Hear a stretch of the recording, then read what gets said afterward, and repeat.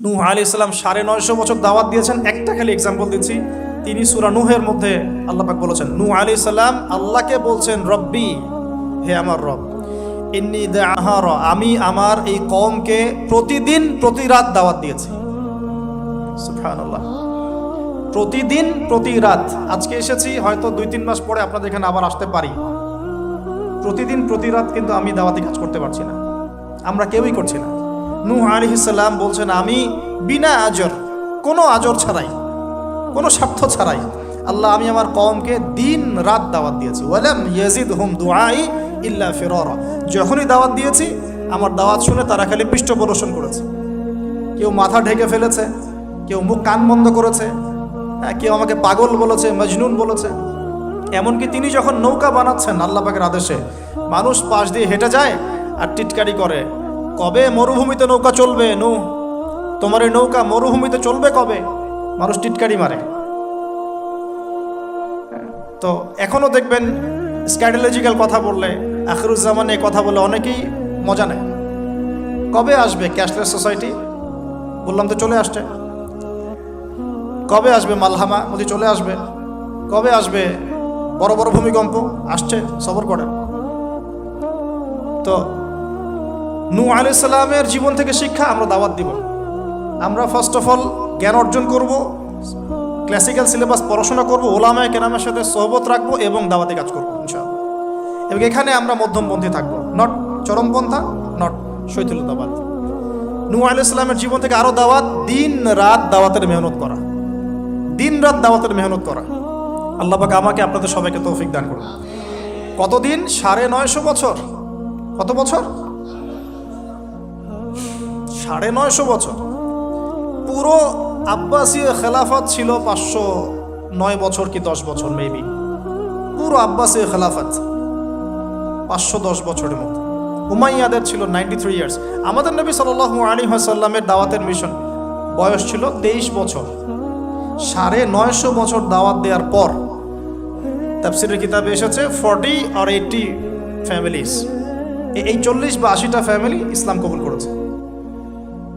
তার মানে এখানে শিক্ষা, এক্সট্রাঅর্ডিনারি মুসলিম হতে হলে দাওয়াতের মেহনতে হতাশ হওয়া যাবে না, লেগে থাকতে হবে, লম্বা সময় ধরে দাওয়াত দিতে হবে। আল্লাহ পাক আমাকে আপনাদের সবাইকে লম্বা সময় ধরে বিশ্বে দাওয়াতি কাজ করার তৌফিক দান করুন। আর সামনে যাই। নিজের ছেলে ইসলাম কবুল করে নাই নূহ আলাইহিস সালামের, নিজের স্ত্রী ইসলাম কবুল করে নাই। তার মানে আমাদের ফ্যামিলিগুলো এমন হতে পারে যে ফ্যামিলি নিজের ছেলে কথা শুনছে না, নিজের স্ত্রী কথা শুনছে না। পরোয়া করতে হবে না, তাদের পরোয়া করতে হবে না, শুধু দাওয়াত দিতে হবে। সেই অবস্থা লূত আলাইহিস সালামেরও, তারও স্ত্রী ইসলাম কবুল করছে না। আল্লাহ পাক তাদেরকে ধ্বংস করেছেন। নূহ আলাইহিস সালাম লূত আলাইহিস সালামকে উদ্ধার করেছেন। এখানে আমরা আমাদের দিনী বোনদেরকে রিকোয়েস্ট করব, আপনারা সবাই আপনাদের ফ্যামিলিতে খাদিজা রাদিয়াল্লাহু আনহা, আয়েশা রাদিয়াল্লাহু আনহা রোল প্লে করেন। নূহ আলাইহিস সালাম আর লূত আলাইহিস সালামের স্ত্রী রোল প্লে করবেন না। আনফর্চুনেটলি এখনকার যে বিজি সিটিসগুলো, মানে যেগুলো আমরা বলি বস্তুবাদী শহরগুলো, ফ্যামিলিগুলো দিন দিন ক্রাশ করছে। সম্পর্কের টানাপোড়া, বিচ্ছেদ, ডিভোর্সড, আকীদা আদর্শের মিল নাই, স্বামী ইসলাম প্র্যাকটিস করলে স্ত্রীর সমস্যা, স্ত্রী প্র্যাকটিস করলে স্বামীর সমস্যা। এই প্রবলেমসগুলো আমাদেরকে সলভ করতে হবে। আল্লাহ পাক আমাদেরকে সবর করার তৌফিক দান করুন। পারিবারিক তালিমটা খুব বেশি ইম্পর্টেন্ট। পরিবারের তালিম চালু করা উচিত। পরিবারে কোরআন এবং হাদিসের কিতাবগুলো থেকে দার্সের ব্যবস্থা করা উচিত এবং সপরিবারেই ওলামায়ে কেরামদের সাথে পরামর্শ করে চলা উচিত। ইনশাআল্লাহ ভালো হবে। আল্লাহ পাক তৌফিক দান করুন। নূহ আলাইহিস সালামের আরেকটা কথা বলে শেষ করি। শেষে যখন নৌকা ডুবছে, তিনি তার ছেলেকে তখনও পিতৃস্নেহে ডাকছেন, নৌকায় আসো বাবা। ছেলে বলছে যে আমি পাহাড়ে উঠে যাব, ইয়াসিমুনি মিনাল মা, এই পাহাড় আমাকে পানি থেকে বাঁচাবে। নূহ আলাইহিস সালাম বলছেন, আল্লাহ তুমি আমার ছেলেকে বাঁচাও, ইন্নাহু মিন আহলি, সে আমার পরিবারের একজন। আমরা বলি না আমাদের সন্তানদের ক্ষেত্রে, আল্লাহ পাক বলছেন লাইসা মিন আহলিক, সে তোমার পরিবারের কেউ না। এখানে একটু হার্ড লাইনে যেতে হবে আমাদেরকে। অনেক সময় আমরা আমাদের ফ্যামিলির মধ্যে এমন কিছু মানুষকে পাই যারা টোটালি ইসলামকে ডিসকারেজ করেন, অস্বীকার করেন, নাস্তিকতায় লিপ্ত থাকেন, ইসলামের বেসিক ফান্ডামেন্টালগুলোকে ডিনাই করেন, এই ব্যাপারে কঠোর হওয়া উচিত। আল্লাহ পাক আমাদেরকে বোঝার তৌফিক দান করুন। পাতা উল্টালে এরপর একজন নবীর নাম আসে না, আসে একজন নেতার নাম। মুসা আলাইহিস সালামকে আল্লাহ পাক একটা বিজয় অভিযান দিয়েছিলেন বাইতুল মাকদাস, অনেকে বলেন মাকদিস, আমাদের দি স্টেট অফ ইসরায়েল যেটা দখল করে আছে আর কি। এটা নিয়ে তো অনেক বলেছি আগে, আজকে আর বলছি না। পৃথিবীতে সবচেয়ে বড় জালেম সভ্যতা যদি কেউ থেকে থাকে এটা সেটা। এটার চেয়ে বড় জালেম আমি আমার জীবনে কখনো দেখি নাই, ইতিহাসে পড়িও নাই, কোনোদিনও পড়ি নাই। নির্মমভাবে দিনের পর দিন, মাসের পর মাস নয়, বছরের পর বছর নির্যাতনের স্টিম রোলার চালাচ্ছে, বিশ্ববাসী তাকিয়ে তাকিয়ে দেখছে। কারো কিচ্ছু বলার নাই, যেন কারো কিচ্ছু করার নাই। তো এই জায়গায় বিজয় অভিযানে পাঠানো হচ্ছে মুসা আলাইহিস সালামকে, কিন্তু তিনি তার কওমের জন্য একজন নেতা নির্বাচন করছেন। তার কওম বলছে আমাদেরকে একজন নেতা দিন যার আন্ডারে থেকে আমরা আমালেকা সম্প্রদায়ের বিরুদ্ধে যুদ্ধ করব। এখন মুসা আলাইহিস সালাম বলছেন আল্লাহ পাক যদি কোনো নেতা দেন, তোমরা যদি আবার পালানো শুরু করো, কারণ বনু ইসরায়েল সম্পর্কে তার খুব মারাত্মক কিছু অভিজ্ঞতা আছে। ফেরাউনের কবল থেকে মুক্তি পাওয়ার পরে বাছুর পূজা শুরু করেছে, তোমরা তো এই আদেশ আসলে পিছনে পালানো শুরু করবা। তারা বলল না, আমরা পালাবো না, আমরা অবশ্যই সামনে অগ্রসর হব। কেন পালাবো? আমাদের জান মাল দিয়ে আমরা প্রয়োজনে ফাইট করব, এবং আমরা আমাদের স্ত্রী সন্তানদেরকে রক্ষা করব। আমাদের বাড়িঘর তারা লুটপাট করছে, আমরা ওদেরকে প্রতিহত করব। অনেক কথা বলেছে, সূরা বাকারাতেই পাবেন আপনি সব। তো আল্লাহ রাব্বুল আলামিন একজন ব্যক্তিকে সেখানে নেতৃত্ব দিলেন, তার নাম তালুত। কি নাম ভাইয়া? তালুত। এবং তালুতের আন্ডারে যুদ্ধ করছেন একজন ছোট বলছি কারণ তখন তার বয়স 12 থেকে 14 বছর। তিনি পরবর্তীতে নবী হয়েছেন, তার নাম দাউদ আলাইহিস সালাম। এই তালুত সম্পর্কে কি নসিহত, কেন এক্সট্রাঅর্ডিনারি মুসলিম হওয়ার সাথে কি সম্পর্ক? কোরআনের পাতা উল্টালে তালুত সম্পর্কে দুটো কথা পাওয়া যায়। বনু ইসরাইল বলছেন যে তালুত নেতৃত্বের যোগ্য নয়, তার তো সম্পদ নাই, তার তো খ্যাতি নাই। আমরা তো এটাই বলি, নেতৃত্ব কখন আসে?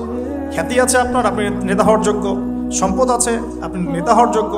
আমাদের থটসটা এরকম, এটা বনু ইসরায়েলের ইহুদিদের থটস, ঠিক আছে? কিন্তু আল্লাহ পাক বলছেন, সূরা বাকারাতে আছে যে আল্লাহ রাব্বুল আলামিন তাকে দিয়েছেন বাসতাতান ফিল জিসমি ওয়াল ইলম। তালুতকে আমি নেতৃত্ব দিয়েছি কারণ তালুতকে আমি আল্লাহ দুটো নেয়ামত দিয়েছি। এক হচ্ছে শারীরিক ফিজিক্যাল শক্তি এবং সুস্থতা, এবং জ্ঞানের প্রজ্ঞার পারদর্শিতা। তাহলে নেতৃত্বের দুটো গুণ পেলাম, প্রজ্ঞা, জ্ঞান এবং শারীরিক সুস্থতা, শক্তি। এক্সট্রাঅর্ডিনারি মুসলিম হতে হলে আমাদের সবাইকে সুস্থ থাকতে হবে, ফিজিক্যালি স্ট্রং থাকতে হবে। এটার জন্য এখনকার লাইফস্টাইল ত্যাগ করতে হবে। You have to change your food habits and lifestyle. এখন এটা নিয়ে আমিও বেশি কথা বলছি কারণ আমি নিজেও ট্রাই করছি। বিশ্বাস করেন, আপনাদেরকে আমি ফখর করে বলছি না। এক একটা স্টেডিয়াম আমরা যখন ছোট 20 বছর বয়স, 20 থেকে 25 10 রাউন্ড আমাদেরকে আগে দিতে হতো, 10 রাউন্ড। এখন 3, হাইয়েস্ট 4। তাহলে ওই তালুতের ওই স্ট্রেংথ কিন্তু আমার কাছে এখন নাই। তার মানে আমার কাছে এখন নেতৃত্বের যোগ্যতাই নাই। তাহলে আমাদের এমপি মন্ত্রীদের কি হবে? বাংলাদেশের কথা বলছি, তাহলে কি হবে? কেউ হুইল চেয়ারে, কেউ জ্বর হলে সিঙ্গাপুরে, কেউ ওইখানে অপারেশন, কেউ ওইখানে। ফিজিক্যালি ফিট কয়জন আছেন? আমি কিন্তু তাদের সাথে খুব মজা করে কথা বলি, তাদের সাথে আমার খুব ভালো সম্পর্ক। ভালো সম্পর্ক মানে ফ্রেন্ডলি সম্পর্ক, মানে নাসিহত করি, নাসিহত। এক ভাই বলছিলেন, ওনাদের একজন বড় কর্মকর্তা, দোয়া করেন আমার জন্য একটু খাস করে সেজদায়, যে ঠিক আছে আমি আপনার জন্য দোয়া করব, আল্লাহ পাক আপনাকে তাগুতের বিধান থেকে বের করে নিয়ে আসুন। ঠিক আছে? তো যাই হোক, আল্লাহ তাদেরকে হেদায়েত করুন, দোয়া করি আমরা, আল্লাহ হেদায়েত করুন। এখন আমাদেরকে এক্সট্রাঅর্ডিনারি মুসলিম হতে হলে অবশ্যই ফিজিক্যালি ফিট থাকতে হবে। তালুতকে আল্লাহ পাক ফিটনেস দিয়েছেন, ফিটনেস কিভাবে আমরা রক্ষা করব আমরা বুঝবো এটা। খাবার দাবার, ঘুমানো, স্পেশালি ঘুমানো, ঘুম থেকে ওঠা, ফজরের পরের জগিং, প্রয়োজনে জিম এবং ফুড হ্যাবিট চেঞ্জ করা। রাসূল সাল্লাল্লাহু আলাইহি ওয়াসাল্লামের প্রফেটিক লাইফস্টাইল ফলো করলে ইনশাআল্লাহ আমরা সুস্থ থাকবো। আল্লাহ পাক আমাদের সবাইকে, আমি সহ আপনাদের সবাইকে আল্লাহ পাক সুস্থতার নিয়ামত দান করুন এবং আল্লাহ পাক আমাদের সবাইকে দীর্ঘ নেক হায়াত দারাজ করুন। এই হায়াতকে আল্লাহর দ্বীনের জন্য ব্যয় করার তৌফিক দান। আরেকটা হচ্ছে ইলম। আবারও জ্ঞানের কথা আসলো। তালুতকে আমি জ্ঞান দিয়েছি। ইউতাল হিকমা, আল্লাহ পাক বলছেন যে ওয়ামা ইউতাল হিকমাতা ফাকাদ উতিয়া খায়রান কাসীরা, যাকে প্রজ্ঞা দেয়া হয়েছে তাকে প্রচুর প্রচুর প্রচুর কল্যাণ দেওয়া হয়েছে। সুবহানাল্লাহ। পাতা উল্টাই সামনে যাই, এক্সট্রাঅর্ডিনারি মুসলিম ছিলেন আরেকজন, তার নাম হচ্ছেন দাউদ আলাইহিস সালাম, যিনি তালুতের বাহিনীতে যুদ্ধ করছেন। আমালেকা সম্প্রদায়ের মধ্যে অনেক বিশাল দেহি কিছু মানুষ ছিলেন, তার মধ্যে একজনের নাম জালুত। ওই জালুত নাকি একাই 100 জনের সাথে লড়াই করতে পারত। তো তালুত যখন নদী পার হচ্ছে তখন বলেছিল যে কেউ পানি খাবে না, শুধুমাত্র 1 ঢোক পানি খেতে পারবে। যে ব্যক্তি পানি খাবে তাহলে ইসামিননি, সে আমার কিন্তু অন্তর্ভুক্ত হতে পারবে না। তাফসিরে আসছে মাত্র 313 জন সৈন্য পানি না খেয়ে থাকতে পেরেছে। ওই যে বদরে 313 জন, ঠিক তালুতের যুদ্ধেও 313 জন। এটা অনেকে জানে না, বদর যুদ্ধ হয়েছে 313 জন সাহাবী, তালুতের সাথেও ছিল মাত্র 313 জন। আর এদিকে আমালেকা সম্প্রদায়ের বিশাল বাহিনী। এখন আমালেকা সম্প্রদায়ের মধ্যে এক যোদ্ধা আছে, তার নাম জালুত, যে একাই 100 জনের সাথে লড়াই করতে পারে। আল্লাহ রাব্বুল আলামিন তার সাথে মোবারাজার জন্য দাউদ আলাইহিস সালামকে আদেশ করছে। দাউদ আলাইহিস সালামের বয়স তখন 14 বছর। বলা হচ্ছে তাফসীরের কিতাবে, দাউদ আলাইহিস সালাম দূর থেকে একটা গুলতি বলি আমরা, বাটুল গুলতি টাইপের, এগুলো নিক্ষেপ করে এটা সরাসরি তার এই 2 চোখের মাঝখানে গিয়ে লাগিয়েতেই তার ইন্তেকাল হয়ে গেছে, মৃত্যু হয়ে গেছে। জালুত শেষ। এটা দেখে আমালেকা সম্প্রদায় পিছনে পালানো শুরু করেছে। 313 জন নিয়ে এই মুসা আলাইহিস সালামের নেতৃত্বে, তালুতের নেতৃত্বে এই বাহিনী বাইতুল মাকদিস বিজয় করেছে। এই বাইতুল মাকদিসের হিস্ট্রি অনেক অনেক প্রাচীন। এরা তো এখানকার নতুন আবর্জনা, এরা এখানকার নতুন নব্য আবর্জনা, কারণ এর হিস্ট্রি অনেক লম্বা, অনেক লম্বা। এর হিস্ট্রি এত লম্বা যেটা নিয়ে একটা কিতাবই লেখা যায়, যে জেরুজালেমের হিস্ট্রি, এই ইতিহাস পড়ে দেখেন। তো যাই হোক, এখন দাউদ আলাইহিস সালাম থেকে আমাদের কি শিক্ষা আছে একটু দেখি। এক্সট্রাঅর্ডিনারি মুসলিম হতে হলে কি করতে হবে? দাউদ আলাইহিস সালাম সম্পর্কে আল্লাহ রাব্বুল আলামিন 2টো কথা বলেছেন। এক, আল্লাহ রাব্বুল আলামিনের কাছে দাউদ আলাইহিস সালামের নামাজ অনেক অনেক বেশি পছন্দের ছিল এবং আল্লাহ রাব্বুল আলামিন দাউদ আলাইহিস সালামের রোজাটা অনেক বেশি পছন্দ করতেন। আমরা কি জানি তিনি কেমন করে রোজা রাখতেন? একদিন রোজা রাখতেন, পরের দিন রাখতেন না, তারপরে আবার রাখতেন, তারপর রাখতেন না, তারপর আবার রাখতেন, তারপর রাখতেন না। এইভাবে তিনি সারা বছর রোজা রাখতেন। সুবহানাল্লাহ। এবং রাতের বেলা এত চমৎকার করে জাবুর তেলাওয়াত করতেন আর নামাজে দাঁড়িয়ে থাকতেন, তার এই জাবুরের তেলাওয়াত শুনতে পাখি, অনেক তাফসীরে আসছে পাখি, মাছ, অন্য প্রাণী, তারা এসে চুপ করে বসে তার তেলাওয়াত শুনতো। এগুলো কোনো গাল গল্প নয়। বিশ্বাস করেন আল্লাহ পাকের এই পৃথিবীতে যত মাখলুক আছে সবাই আল্লাহর ইবাদত করে, সবাই। আল্লাহ পাক তো আমার নামাজের মুখাপেক্ষী নন। আসমান নামাজ পড়ছে, জমিন নামাজ পড়ছে, চন্দ্র সূর্য নামাজ পড়ছে, পাহাড় পর্বত নামাজ পড়ছে। একজন সুফি পীর সাহেবের সাথে সাক্ষাৎ হয়েছিল, তিনি বলেছেন যে আমাদের বডির মধ্যে যে কীটপতঙ্গগুলো থাকে সেগুলোও তাসবিহ পাঠ করে। তো আল্লাহ পাক তো আমার নামাজের মুখাপেক্ষী নন। তো এখান থেকে এক্সট্রা অর্ডিনারি মুসলিম হতে হলে, আহসান হতে হলে আমাদেরকে নামাজ ঠিক করতে হবে। আল্লাহ পাক আমাদের সবাইকে দাউদ আলাইহিস সালামের মতো সুন্দর করে নামাজ পড়ার তৌফিক দান করুন। আর দাউদ আলাইহিস সালামের এই সুন্নতের উপর আমল কে করেছেন সবচেয়ে বেশি? আমাদের নবী মুহাম্মদ সাল্লাল্লাহু আলাইহি ওয়াসাল্লাম। অ্যাটলিস্ট আমরা তার উম্মত, তার মতো করে নামাজটা তো পড়তে শিখব।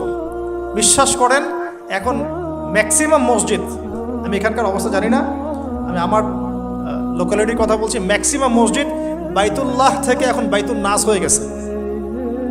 বুঝতে পারেননি? বাইতুল্লাহ মানে আল্লাহর ঘর, যেখানে আল্লাহর বিধান চলবে, আল্লাহর মতো আল্লাহ যেভাবে সন্তুষ্ট হন সেই নামাজ চলবে।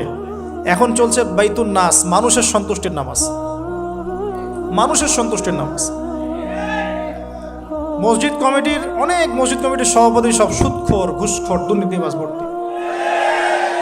ইমাম সাহেব কিছু বলতেও পারে না, বেচারা কি বলবে, বললেই তো চাকরি শেষ। একদিন এক ইমাম সাহেবের সাথে গল্প হচ্ছিল, তিনি বলছেন যে আমি ভাই প্রথম দিন খুতবা দিয়েছি সুদের উপরে, তারপরে আমাকে সুন্দর করে রিমান্ডে নিয়ে নিল আর কি কমিটি। তারপরে তওবার উপরে আমি আলোচনা করেছি, তওবার উপরে আলোচনা। এগুলো কিন্তু বাস্তবতা। বাইতুন নাস হয়ে গেছে মসজিদগুলো এখন। নামাজের কোনো আধ্যাত্মিকতাই পাচ্ছেন না আপনি, মারেফতি নাই। এই যে আমরা দাঁড়িয়ে বলি আউযু বিল্লাহি মিনাশ শাইতানির রাজিম মিন নাফখিহি ওয়া নাফসিহি ওয়া হামজিহি, কত পার্সেন্ট মানুষের অর্থ জানে? আমরা বলি বিসমিল্লাহির রহমানির রহিম, এই বিসমিল্লাহির রহমানির রহিম মানে বিসমিল্লাহ, খালি এতটুকু সিনটা শোনা যায়, বাকি আর কিছু শোনা যায় না। অথচ শুধু এই বিসমিল্লাহর প্রতি সম্মান প্রদর্শন করার জন্যে আল্লাহ পাক সাবার রানী বিলকিসকে ইসলাম কবুলের সৌভাগ্য দিয়েছিলেন। মনে আছে সুলাইমানের চিঠি, হয়তো অনেকে পড়েছেন। সুলাইমান আলাইহিস ইসলাম চিঠি দিয়েছেন, আমার কাছে আত্মসমর্পণ করো। তো রাজার পরিষদ সবাই বলছে আমরা উলুল কুওয়া, আমরা শক্তিশালী, আদেশ করেন লড়াই করব। বিলকিস বলছে না, ইন্নাহু মিন সুলাইমান, এটা সুলাইমানের পক্ষ থেকে আসছে। ওয়া ইন্নাহু বিসমিল্লাহির রহমানির রহিম, এখানে আছে পরম করুণাময় অসীম দয়ালু আল্লাহর নামে শুরু করছে। এই বিসমিল্লাহর প্রতি সম্মান প্রদর্শনের ওসিলায় আল্লাহ রাব্বুল আলামিন এই সাবার রানী বিলকিসকে এই ইসলাম কবুলের সৌভাগ্য দিয়ে দিয়েছেন। বিসমিল্লাহ ঠিক নাই তেলাওয়াতে, কোরআন তেলাওয়াত ঠিক নাই নামাজের মধ্যে। এক একটা হরফের উচ্চারণ কোথায় কি হচ্ছে কি বুঝতেই পারছি না আমরা। আলহামদুলিল্লাহ রাব্বিল আলামিন কি বললো আল্লাহই ভালো জানে। এটা কি মন্ত্র নাকি? আলহামদুলিল্লাহি রাব্বিল আলামিন একটা অনুভূতি আছে, একটা অর্থ আছে। সমস্ত প্রশংসা এই জগৎ সমূহের রব আল্লাহর জন্য। আর রহমানির রহিম, যিনি পরম করুণাময় অসীম দয়ালু, একটা ফিলিংস আছে। মালিকি ইয়াউমিদ্দিন, যিনি বিচার দিনের মালিক। ইয়াকা না'বুদু, আমরা শুধু তোমার ইবাদত করি। ওয়া ইয়াকা নাস্তাঈন, শুধু তোমার কাছে সাহায্য চাই। একসাথে বলি আমরা নামাজে ইহদিনাস সিরাতাল মুস্তাকিম, আল্লাহ আমাদেরকে সোজা সরল পথ দেখাও। কোথায় ফিলিংস? সিরাতাল্লাযীনা আন'আমতা আলাইহিম, এই যে এক্সট্রা অর্ডিনারি মানুষদের পথ দেখাও আমাদেরকে, যাদের প্রতি আপনি অনুগ্রহ করেছেন। গায়রিল মাগদুবি আলাইহিম, ওই মাগদুবদের পথ চাই না আল্লাহ। কোন মাগদুব? ইহুদি জাতি। ওয়ালা দাল্লিন, এবং দল্লিনদের পথ আল্লাহ চাই না। দল্লিন কারা? নাসারা। এখন দেখেন তো সারা ওয়ার্ল্ডের প্রত্যেকটা ডিপার্টমেন্ট কাদের?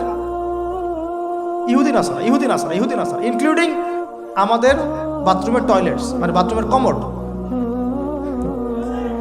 আপনার আমাদের বাথরুম থেকে নিয়ে গ্লোবাল সিস্টেম কোনটা ওদের বাইরে আছে বলেন? ওদের ভালো জিনিস নেওয়া যাবে না এমনটা নয়, কিন্তু এমন নীতি আদর্শ নেওয়া যাবে না যেটা ইসলামের সাথে কনফ্লিক্ট হয়। কনফ্লিক্ট কি ইকোনমিক সেকশনে হচ্ছে না? রিবা কেন্দ্রিক ইকোনমিক সিস্টেম কি ইসলামিক? আল্লাহ সুবহানাহু ওয়া তাআলার ল বহির্ভূত পলিটিক্যাল সিস্টেম কি ইসলামিক? এটা নিজেকে প্রশ্ন করি না, অ্যান্সার আপনি খুঁজে আপনার কবরে আপনি যান। কেউ কারোর সাথে লড়াই করছি না। এখন দেখুন, এই যে সূরা ফাতিহা অর্থ বুঝলাম না, একটা সূরা পড়ে গেলাম কুল হুয়াল্লাহু আহাদ। কি কুল হুয়াল্লাহু আহাদ মানে কি? এটা উচ্চারণই বা কেমন করে করতে হয়? কুল, বলুন, হুয়াল্লাহু আহাদ, তিনি আল্লাহ এক। এই যে কুল হুয়াল্লাহু আহাদ অনেকে বলতে পারে না। কুল হুয়াল্লাহু আহাদ, এটা কি সব একসাথে মিলে একটা শব্দ?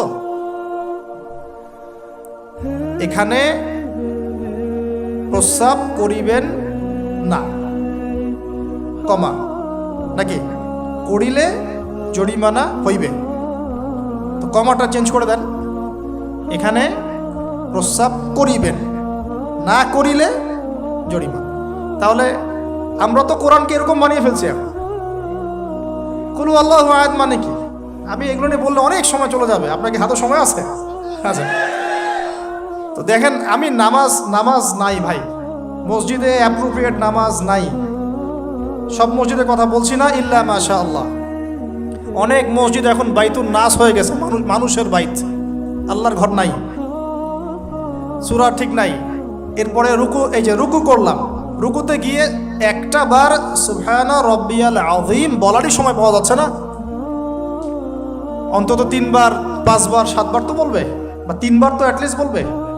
এই উঠে সামি আল্লাহু লিমান হামিদা। হুলিমান হামিদা কি? হুলিমান হামিদা বলে কি কোনো শব্দ আছে? একটা নতুন শব্দ বানালাম আমি একটা। সামি আল্লাহ, আল্লাহ তার কথা শোনেন।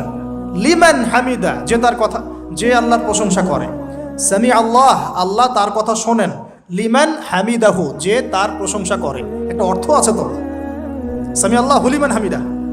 হুলিমান হামিদা মানে কি? প্রতিটা জায়গায় সমস্যা, প্রতিটা জায়গায় সমস্যা। নামাজ, এখানে আমি একটা কথা বলতে ভিতরে চলে আসি। নামাজের আমাদের তাসকিয়া উঠে যাচ্ছে, আধ্যাত্মিকত্ব পাচ্ছেন না। আপনি নামাজ নিজে পড়ে নিজে ফিল হচ্ছেন আপনি নামাজ পড়েছেন। সেজদায় গেলেন, সেজদা মনে হচ্ছে ব্যায়াম, টাপাস টাপাস। মাঝখানে বসারও সময় নাই, মাঝখানে বসে যে একটু দোয়া পড়তে হয়, আল্লাহুম্মা গফিরলি ওয়ারহামনি। কত চমৎকার দোয়া, আল্লাহুম্মা গফিরলি, আল্লাহ আমাকে মাফ করে দাও। ওয়ারহামনি, আল্লাহ আমাকে রহম করো। ওয়াফিনি, আমাকে নিরাপত্তা দান করো। ওয়ারযুকনি, আমাকে রিজিক দান করো। এই তো দোয়া। নামাজের দোয়া বাদ দিয়ে নামাজের পরে লম্বা দোয়া। হ্যাঁ, নামাজের মূল দোয়াই নাই। আর আমাদের বাংলাদেশে কিছু গ্রাম আছে, ওখানে আবার দোয়া নিয়ে যে মারামারি আর ক্যাচাল। এক একজন বিড়ি ফ্যাক্টরির মালিক, বিড়ি ফ্যাক্টরি, তামাক ফ্যাক্টরি, ওরা মসজিদে গন্ডগোল করে। দোয়া হাত তুলে করবে না করবে না, মানে বাদ দেন। আল্লাহ হেফাজত করুন আমাদেরকে, আল্লাহ আমাদেরকে পরিপূর্ণরূপে নামাজ পড়ার তৌফিক দান করুন। নামাজের প্রত্যেকটা বিষয় বুঝে বুঝে পড়লে এত মজা লাগে, এত স্বাদ লাগে, আপনি নামাজে ডুবে যাবেন। আর নবী সাল্লাল্লাহু আলাইহি ওয়াসাল্লাম কিভাবে সারা রাত নামাজ পড়তে পারেন, রাতের একটা লম্বা অংশ কেমন করে নামাজ পড়তে পারতেন? কারণ তিনি তো ফিল করতেন কি পড়তেছেন। তার তো ক্লান্তি লাগতো না, তার পা কখন ফুলে গেছে তার টেরি পাচ্ছেন না তিনি। কেন সাহাবীদের পা থেকে তীর খোলা যেত? কারণ নামাজে দাঁড়িয়ে তারা ডুবে গেছেন আল্লাহর মধ্যে। আল্লাহ, এটা তো বললে অনেকে আকীদার প্রশ্ন তুলবে। আসলে আল্লাহ পাকের সাথে আমি বিলীন হয়ে যাচ্ছে এখানে। এই বিলীন মানে কি? শারীরিক বিলীন। আমার মনন আল্লাহর প্রতি নিবদ্ধ হয়ে যাচ্ছে। এই তো নামাজ। এই নামাজ মেরাজুল মুমিন বলে না, আল্লাহর মুমিনদের জন্য মেরাজ। নামাজটাই তো মুমিনদের জন্য মেরাজ। তো মেরাজ মানে কি? সাক্ষাৎ, দেখা সাক্ষাৎ। আমাদের নামাজে তো আল্লাহর কোনো ফিলিংসই আসছে না। সেজদা করছে, সেজদায় নবীজি বলেছেন বেশি বেশি দোয়া করো, কারণ সেজদায় যে দোয়াটাই করবা কবুল হয়ে যাবে ইনশাআল্লাহ। তো সেজদায় তাসবিহ পড়ারই টাইম পাচ্ছি না, দোয়া করব কখন? একটা দোয়া করতে গিয়ে দেখলাম ইমাম সাহেব তাশাহুদ শুরু করে দিয়েছে, আর আমি তাশাহুদ ধরতে গিয়ে দেখলাম তাশাহুদ শেষ করতে করতে সালাম শেষ, আমার দরুদ শরীফ বাকি আছে। তো ওই জন্য বিশ্বাস করেন আমি নামাজটা আবার দৌড়ায় পড়ে আসছি, মাগরিবের নামাজ। ছোট ভাইকে নিয়ে বললাম পাশে দাঁড়া, নামাজ হয় নাই। কেন হয় নাই? রুকু সেজদা করতে পারি নাই। নামাজ হবে কিভাবে? এক ওয়াক্ত নামাজ চলে গেল। এই এক ওয়াক্ত নামাজ কি আমার জীবন আবার ফিরে আসবে কিনা? আর আপনারাই বলেন তো, কিয়ামতের মাঠে সবচেয়ে প্রথম কোন আমলের হিসাব হবে? আমার এই বড় বড় কথা, দিন কায়েম, জিহাদ, এই সেই, হাবি জাবি, অনেক বড় বড় কথা, নামাজ ঠিক নাই, কি হবে? ফায়দা আছে কোনো? এই জিনিসটা যদি আমাদের সমাজ থেকে আস্তে আস্তে বিদায় নিতে থাকে তাহলে তো সমস্যা। আল্লাহ পাক আমাদের সবাইকে পরিপূর্ণ নামাজি হওয়ার তৌফিক দান করুন।